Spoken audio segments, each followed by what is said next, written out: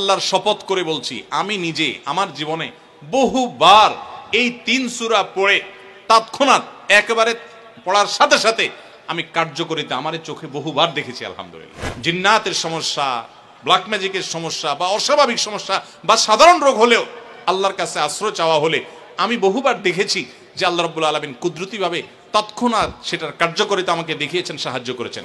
দুধ কলা দিয়ে যেরকম মানুষ সাপ পোষে, অনেকে আমরা শয়তানরে সেরকম হৃষ্টপুষ্ট করে নিজের কাছে রাখি। আমার বাসা বাচ্চার কোনো অসুবিধা হলে মাঝে মধ্যে আমার মিসেস বলতেন যে একটু দোয়া পড়ে সূরা ফাতিহা পড়ে ফু দাও তো। আমি আমার মিসেসকে সাথে সাথে বলি, কেন, তুমি দিলে কি সমস্যা? নবী করিম সাল্লাল্লাহু আলাইহি সাল্লামের পরিষ্কার হাদিস রয়েছে, যদি কেউ সকালে 3 কুল 3 বার করে পাঠ করে, সূরা ইখলাস 3 বার, সূরা ফালাক 3 বার, সূরা নাস 3 বার যদি কেউ পাঠ করে, সন্ধ্যার আগ পর্যন্ত সারা দিনের জন্য ওই পাঠকারী ব্যক্তি আল্লাহ তাআলার জিম্মায়, আল্লাহর হেফাজতে, আল্লাহর নিরাপত্তায় সে চলে যায়।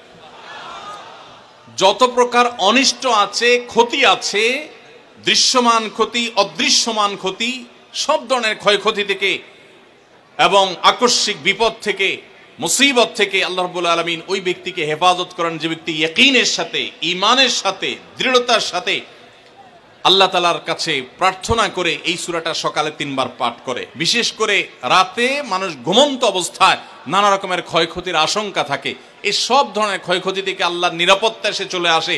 আল্লাহ তার হেফাজতে জিম্মাদারি নিয়ে নেন, দায়িত্বশীল হয়ে যান, সবকিছু থেকে যথেষ্ট, সবকিছু থেকে আল্লাহ তাআলা তাকে নিরাপদ করে দেন।